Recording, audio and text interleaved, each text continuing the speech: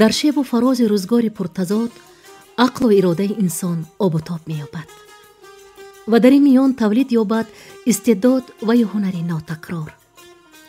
ҳаёт ва зиндагии ҳунарпешаи халқии Тоҷикистон Хайриназарова пур аз қиссаву тазоодҳои хотирмон ки ба ёд овардани ҳар лаҳзаи рӯзгори гузашта роҳате асту бас.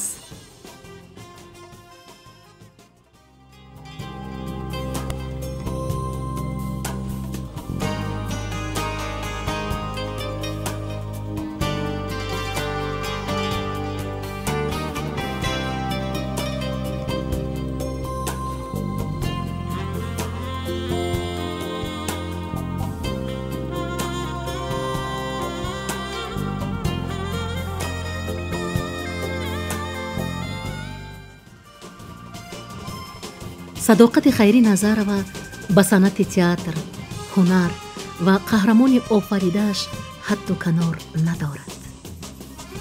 дар саҳна тавассути образи оддӣ тавлид намудани як лаҳзаи хотирмон, эпизоди мураккаб, задухӯрдҳо, зиддиятҳои ботинӣ ва аз эҳсоси баланд мазмуни пуртаъсир гузоштан пайваста зоҳир меёбад.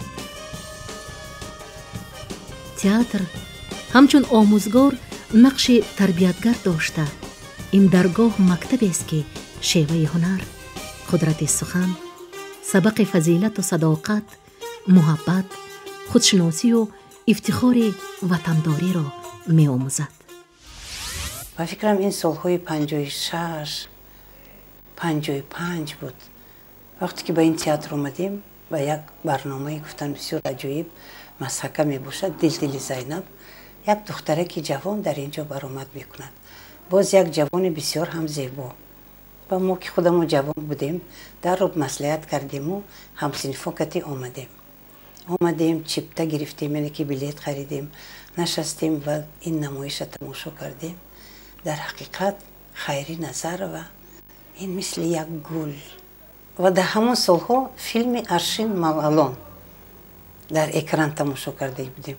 ва гуфтем ки ин Аршин Малалони тоҷикӣ будааст ку Дилдили Зайнаб.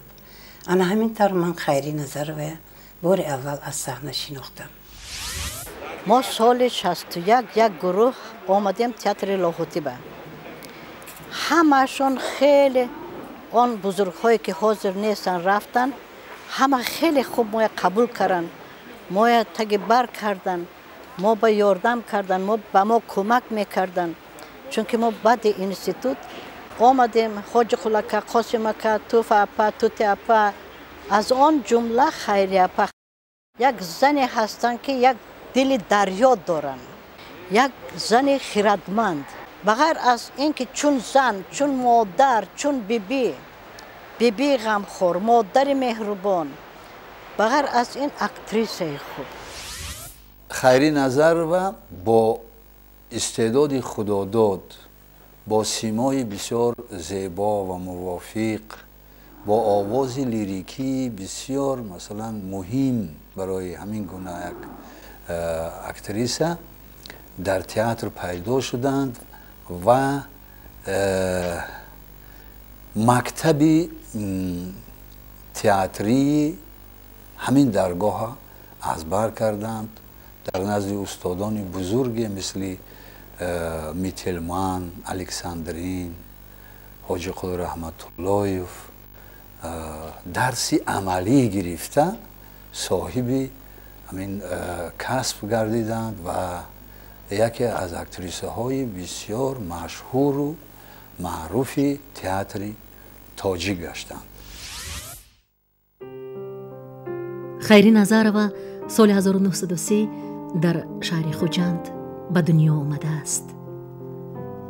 дар 5-солагиаш падарашро ҳамчун кӯлак ба ҳабс мегиранд, ҳолон ки ба ҷуз як гову як ҳавлӣ дигар молу амволе надоштанд. бори гарони зиндагӣ ба зиммаи модараш Донахон Назарова афтод. онҳо ба шаҳри Қурғундепа кӯчида омаданд. модараш ки овози фораму дилкаш дошт, дар саҳнаи театри мусиқавӣ драмавии Қурғунтепа бо дутор суруд мехонд ва ҳунарнамоӣ мекард. محض او در قلب دخترش عشق صنعت را پرورید و خیری از سن 12 سالگی به آستانه تئاتر قدم گذاشت.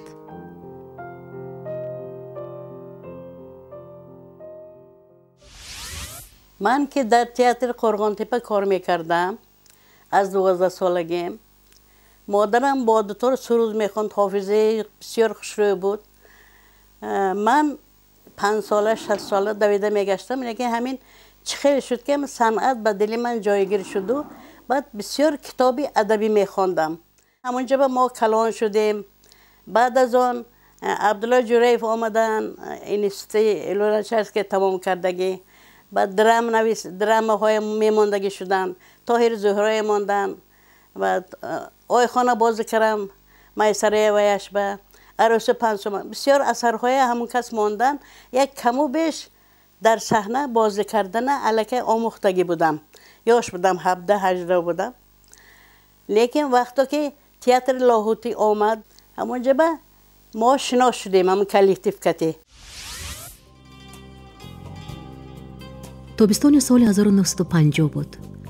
سفر هنری صنعتکاران تئاتر دولتی به نام ابوالقاسم لاهوتی به شهر قرغانتپه سبب شد که خیری نظرова با هنر و مهارت هنرپیشگان مشهور صحنه تئاتر تاجیک محمد جان قاسمов، صوفیا تویبایова، گلچهره باقیeva، حاجیقل رحمتاللهیف و دیگران از نزدیک آشنایی پیدا کرد.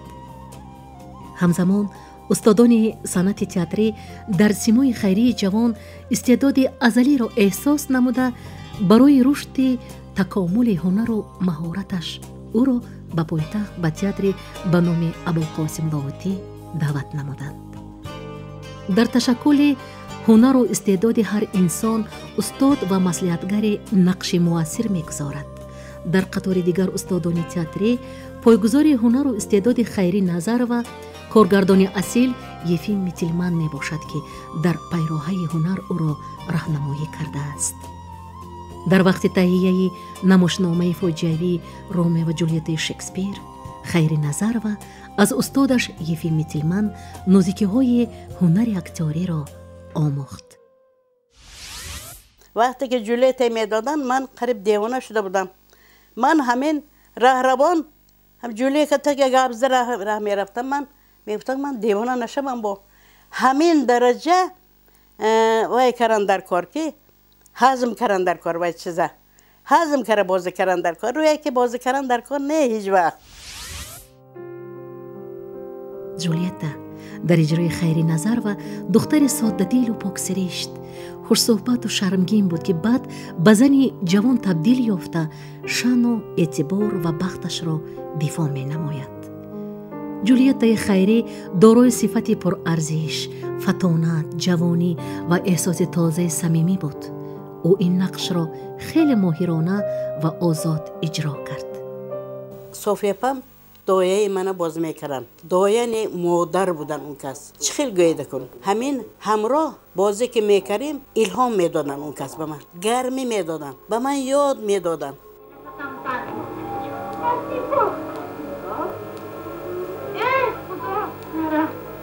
چیز سری دارد گویا بیش مرچه شدن میخواهد. مادرتان در کجا؟ در خانه. خوش چی بود رومیو؟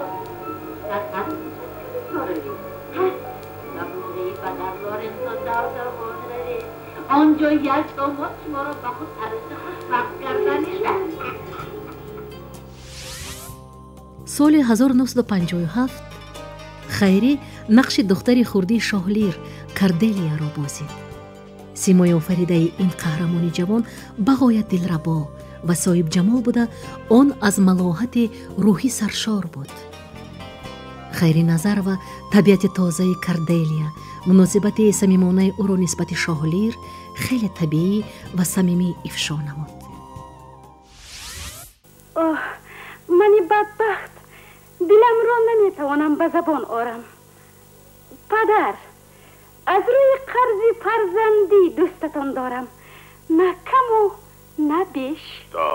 دار کاردیلیا، درست گپ زن تا گپت تالی تو را سیاه نکند. شاه عزیزم، شما حیاتم دادید، پروردید، دوست داشتید.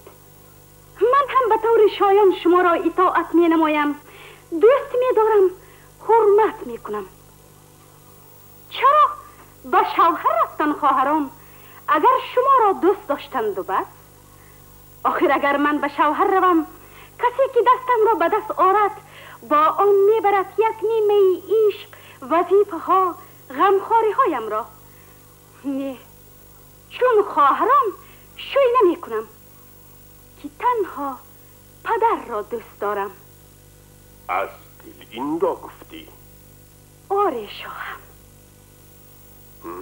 چونین جوان و چونین سنگ دل، چونین جوان و چونین راستگوی. نقش دزدمانا از نمایشنامه اتلو نیز در اجرای خیری خیلی درخشان و پرمعنا بود.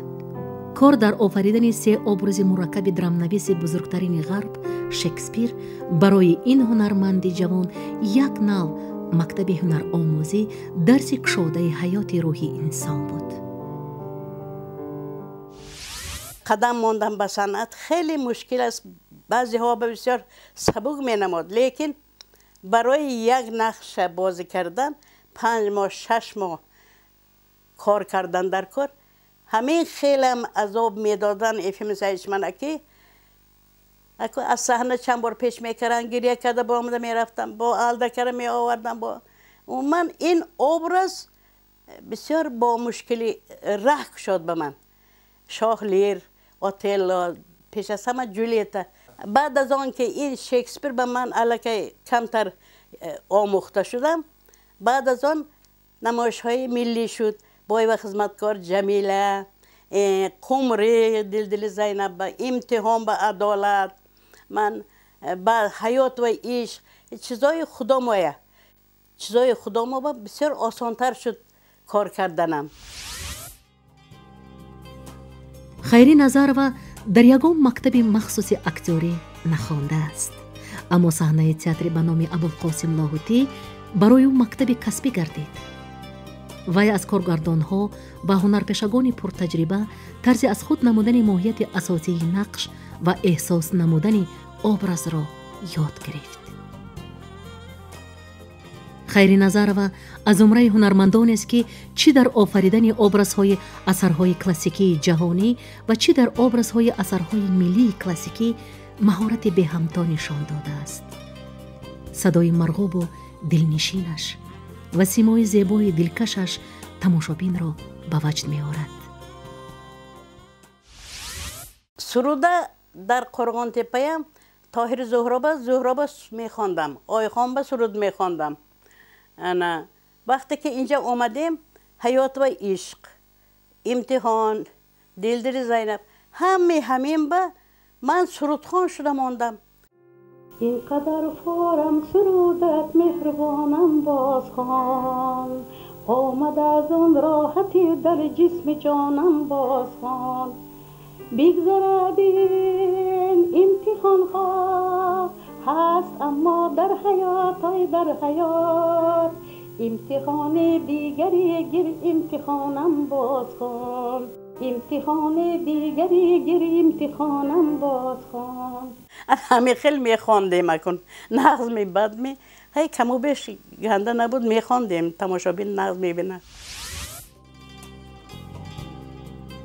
نقشای آفریده‌اش در نمایشنامه‌های دلدل زینب شمس قیاموف، در نقش قمری، ابراز سوسن در ناموس شیروانزاده، نقش عدالت در نمایشنامه امتحان فیض الله انصاری، نقش نگینه در نمایشنامه رودکی ساتم اولوغزاده، مریم در حریت غنی عبدالله و نقش جمیله حمزه حکیمزاده نیازی بای و خدمتکار از زمره نقش‌های آفریده برجسته است که در صحنه‌های تاجیک بازیده است. من برای سیاه بخت با کی هم در کار می شدم؟ خانزاده باشد خودی زاغ برین گوشتم رو پاییده با بالای سرم می پرد. ای زهر تو اینجا باش.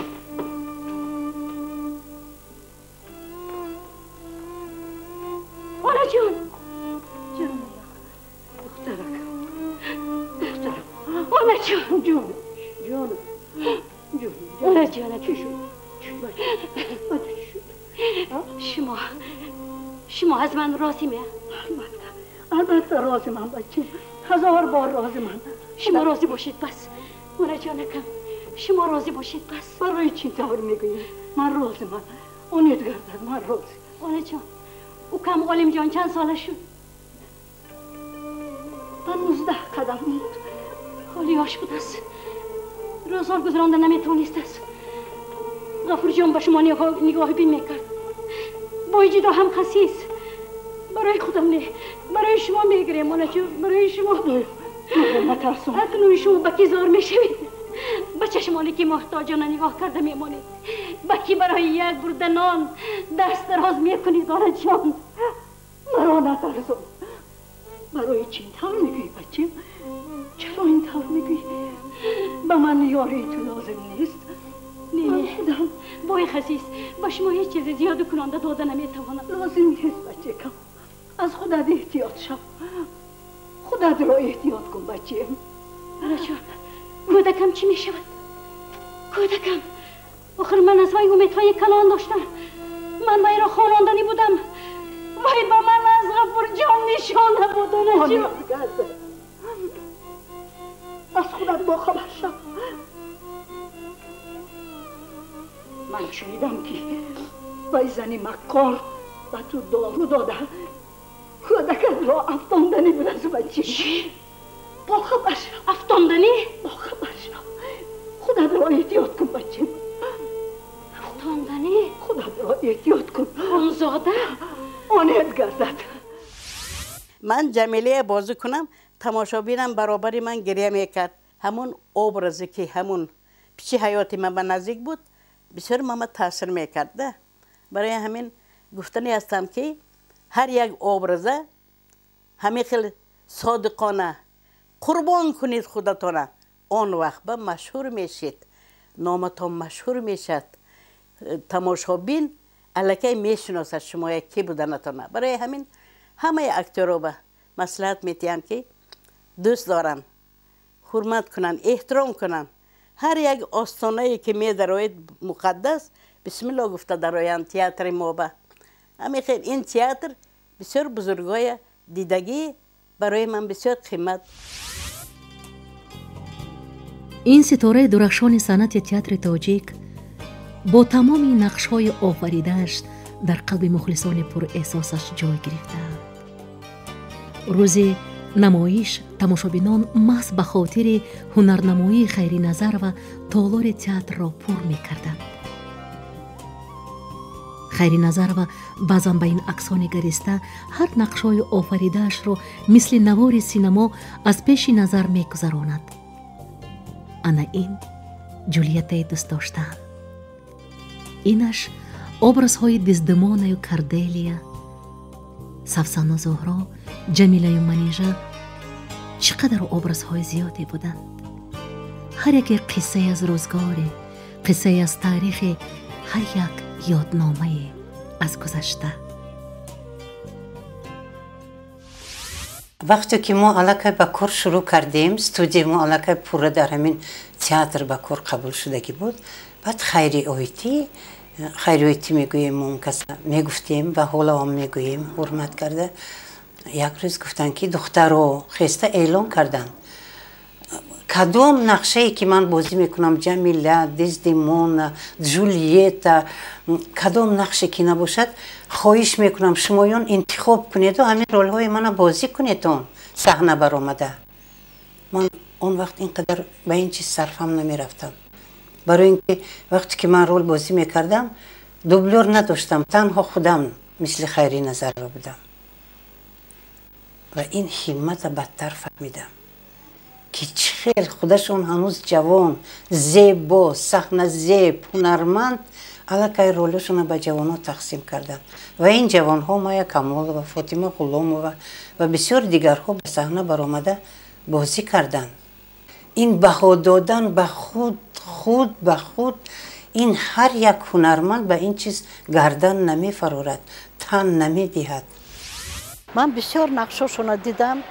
سال 57 دکاده تاجیکان بود مسکو با ما اون وقت کورس 3 میخوندیم خیریپا همراه علی نظر خوجایف برآمدن نقش بازی کردن در نقش جولیتا نازک خوش روی اینقدر نازک و خوش روی مثل یک سرو من همون وقت علاقه عاشق خیریپا شده بودم خیریپا چون اکتریسه به همتا چون اکتریسه به بها چون اکتریسه بسیار لیاقتناک خیریپا مثل خیریپا دزدمونا جولیتا انا کاردیلیا تکرار نمیشد عموما هنرپیشه هایی که سالهای 50 60 70 حتی مثلا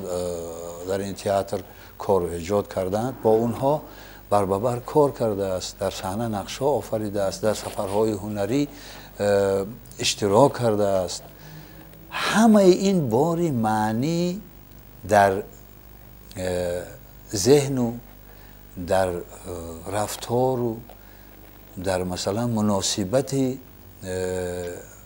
خیریپا همه اینها نقش بستند در قبول نمایشنامه ها در جریان مشق ها اشتراک میکنند و با پیدا شدن خودشون برای نسل جوان تئاتر برای نسل میان سال تئاتر یک نمونه عبرت هستند با هر یک سخنشان با هر یک نصیحتشان با پیشنهادهایشان به این یا آن هنرمند جوان بسیار کاری خیر به انجام برسانند نقش‌های آفریده خیری نظر و به تماشابین احساس زیبایی پرستی، انسان دوستی و احترام ارزش‌های انسانی و خلاصه خوشنودی و باوری را به آینده می‌بخشد. صدای فورم و دلنشینش وابسته به ابرزهای آفریده‌اش صحنه را شهامت خاصه بخشیده تخیل تماشابین را به سیر عالم عشق و زیبایی و صنعت و معرفت والا میبرد. خصوصیت نقش آفرینیش این است که حتی لحظه های سکوت و خاموشیش در صحنه میمیکا و نگاه پرمعنایش سر و پا از شور و حسیات است و برحق او برای صحنه آفریده شده است.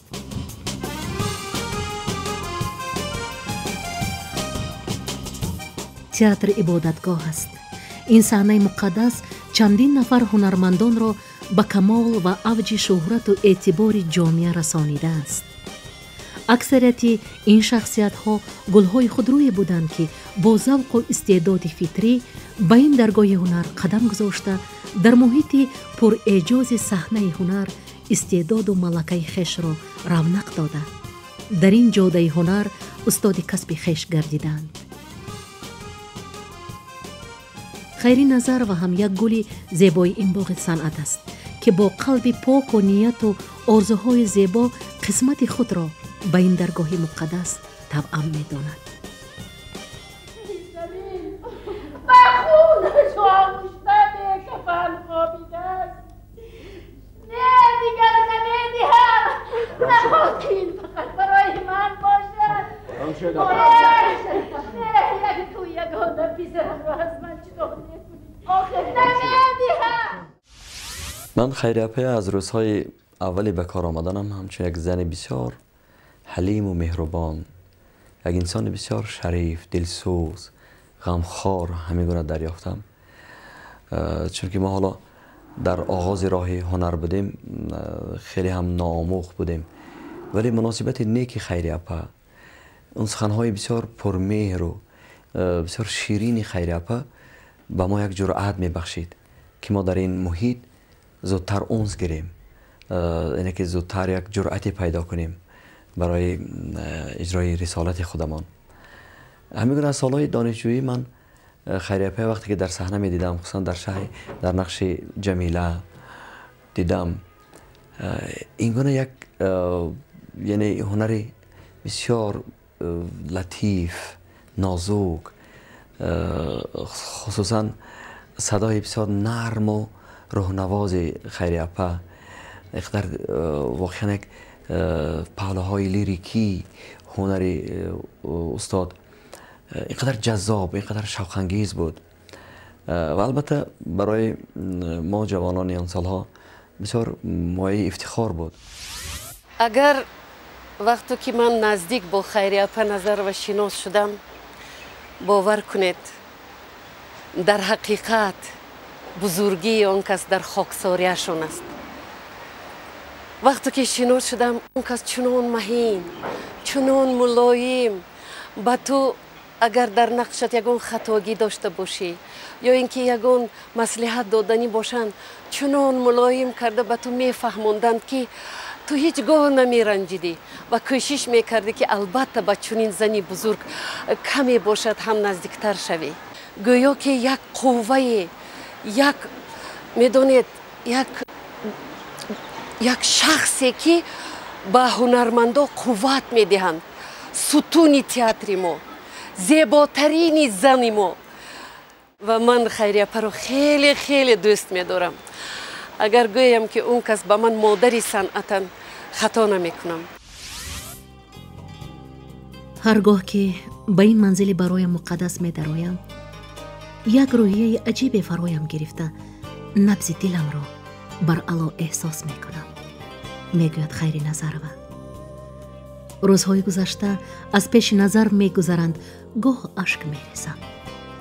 نمیدانم اشک شادی و هیجان است یا رنج تار و پود روزگاری که پس سر شد و آن روزها به بازگشتند.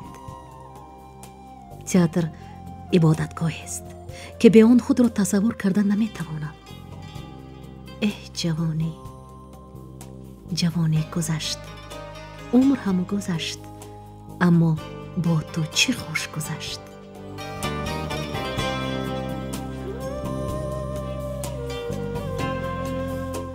خیری نظرова در فیلم‌های استحصال کینوستودیای تاجیک فیلم نقش‌های جالب و دیدنی آفریده است. نخستین نقش آفریده او در سینما نقش رستمова در فیلم دوستی من نوروزов که کارگردانی آن شمس قیومов بود با یک مهارت بلند آفریده است. کارگردانی معروف تاجیک بوریس کیمیاگارов استعداد نادر خیری نظرова را در سینما کشف نموده او را برای اجرای نقش برنا در فیلم وظیفه عالی دعوت می‌کند که خیری обرаз دختر را خیلی جالب می‌آفرد. بعداً با نقش آفریده‌اش در فیلم کارگردان عبدالسلام رحیمов 12 ساعت حیات استعداد فوق‌العاده داشتن خیری نظرова را برای تماشابین و متخصصان سینما بر علا نمایان شد. نقش‌های بازیده او را در فیلم‌های گوناگون همپیشگانش چون طلوع ستاره نو در عالم سینما بها داده بودند. هنرپیشه خلقی تاجیکستان خیری نظرова در حقیقت ستاره درخشان صحنه تاجیک است. صحنه برای اون کس یک جولانگاه هنر، در صحنه اون کس زندگی میکنند، تمام وجودشان را به صحنه بخشیدند، تمام عمر با برکت خود را به صحنه بخشیدند. لیکن عجیب آن است که با همین هنری بلند در صحنه تئاتر اون کس متاسفانه در کینو چندان رول زیادی را اجرا نکردند. من در خاطرم است این در فیلم 12 ساعت حیات آن هم نه نقش اساسی، خب باز یک دو سه فیلم دیگر نقش ها اجرا کردند. خلاص یک چیزی تعجب آور است که این هنرمندی که در صحنه مثلشون کم دوشان آمدن ممکن در کینو یعنی اینقدر بسیار هنرنمایی نکرده است. البته من نمیدونم جای تأسف است یا سبب چی است که خیری اپا در کینو کمتر فعالیت کردند. در کینو کمتر. میدونید بعضا این خیمه شود که هنرپیشه هایی که مثلا در برنامه های تئاتر بسیارتر بند میشوند کم امکانیتی در فیلم ها و نوارگیری میکنند، کمتر. یا اینکه بعضا این خیمه شود که هنرپیشه های هم هستند که کاری تئاتر مثلا نقش آفری در صحنه تئاتر از نقش آفری در فیلم ها افضلتر میدانند. این خیلی هم می شود و من نمیدونم سببش یا این باشد یا آن، لیکن من میدونم که خیریاپا در بسیار نمایش ها که بند بودند شاید همین هم باشد سببش، در فیلم ها کمتر نقش آفری کردند، خودشون به صحنه театр بخشیدند. Ну что же ты молчишь, Барно? Какой сложный случай. Я сама во всем виновата. Надо было мне сразу самой оперировать. Я надеялась, что действительно специалисты пришлют. О чем они там думают, скажи мне. Тебя прислали. А у тебя ни опыта, ни практики, а для хирурга это самое главное. Ты тоже так? Ну к чему ты сюда прилетел? На что ты рассчитывал? На случайную удачу? Или на свое высокое звание кандидата медицинских наук? Барно Рустамовна, там из колхоза к нам приехали. لیکن در کینو یک خدمت خیلی باسازوی کردن خیریاپا نظرова. این در هنری ترجمه فیلم ها، در دوبلاژ فیلم ها. سالهایی بود که در سالهای شکوه کینوستودیوی تاجیک فیلم وقتی که ما هر ماه 4-5 فیلم رو با زبان تاجیکی ترجمه میکردیم، خیریاپا قریب در همه این فیلم ها نقش‌های اساسی رو یا نقش‌های اساسی یا میانه رو اجرا میکردن. اون کس خیلی آواز زیبایی دارند. اون کس خیریاپا نظر یک صنعت نطق بدیعی رو خیلی بلند آموختند و میدونند. بسیار تلفظ زیبایی دارند و به حالت همون قهرمانی که در مثلا آن نقش آن رو ترجمه میکنند به حالت آن در آمده میتوانند و همون کاراکتر آن قهرمانی خود رو توسط آواز خود، توسط زبان خود خیلی خوب افاده نشان میدن، تصویر کرده میتوانند. Здравствуйте, какими судьбами? Вот только что с поезда. Приехала, а мест в гостинице нет. Ну не беда, у нас остановишься. В аспирантуру приехала поступать? Да, если только примут. Тебя примут, обязательно примут. Ну, как там у вас? Постой, а может быть я стесню вас? Тут нет, что ты не стеснишь. Барно, да? На твое место в Эбрези никого не прислали? Нет еще. А что, Зульфия? Да так, ничего.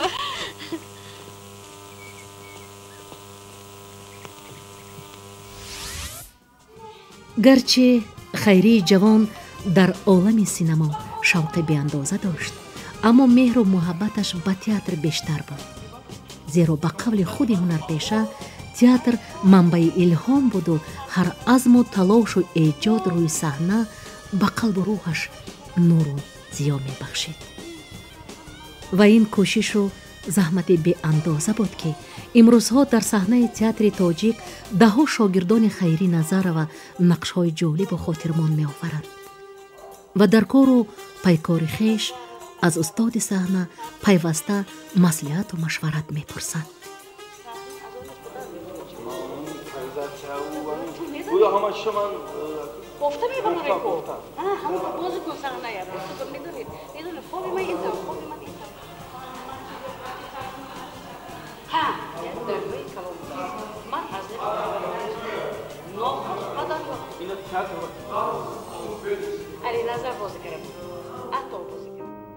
متاسفانه خیری نظرова سال 1986 در عین کمالات ایجادی نه با خواهش خود تئاتر را ترک نمود. حالانکه آن وقت همگی 56 سال داشت و او میتوانست در رشد تئاتر تاجیک سهم بیشتری گذارد. ولی راهبران و یک چند شخصان بدخواه و بدکش آن وقته تئاتر با تهمت و با هر بهانه هنرپیشه دوست داشته مردم تاجیک خیری نظرова را از تئاتر دور کردند. هنرمندی که از صحنه تئاتر دور ماند مثل ماهی در ساحل افتاده را میماند. با امر تقدیر این شکست و ریخت زندگی را تحمل کرد. خیری نظرова آخرین دوام دهنده نسل جدید تئاتر تاجیک می باشد که او پهلو به پهلو با استادان برجسته تاجیک مثل محمد جان قاسموف، خواجه قل رحمت اللهیف و سایف طیبایو نقش‌ها آفریده است و رسالت کسبی خود را سربلندانه اجرا نمود و سزاوار استاد صحنه تئاتر توجیه کردید. در این درگاه هنر میگوید خیری نظرова حیاتم در آغوش هنر و ایجاد گذشت. خوب یا بد نمیدانم، اما خاطره ها هر روز خدا از سری نو به دامان اندیشه هایم میکشانند. من خاطره های کهنه‌ام را از سر مانند لباسی کهنه کرده به در پاکیزه در آب چشمهایم شسته در تار خیال میکشم تازه و تر. تا تو برایی زیرا که سهیلی سهیل از یمن آید، با هر کی سخن گویم اگر خواهم و گر نه، اول سخنم نامی تو اندر دهن آید.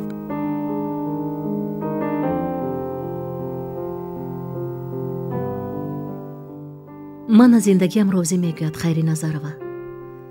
خوشبختانه آرزوهایم جامعه عمل پوشیدند.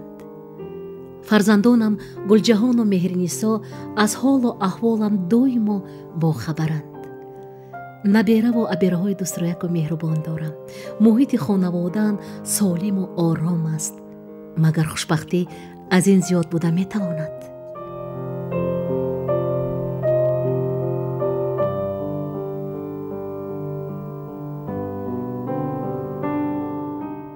دنیا با آرزوها شیرین است و زندگی با هوسها رنگین و همین آرزوی و هوسهای بیکران روزگار ما را افسانه کردند. خیری نظرova امروز هم دلخواهترین مکانی که وی به آستانه آن میل قدم زدن دارد درگاه مقدس تئاتر دولتی اکادمی درامایی به نام ابوالقاسم لاهوتی می باشد. عنوانهای هنرمند شایسته، هنرمند خلقی تاجیکستان در همین تئاتر به خیری اپا نصیب شدند.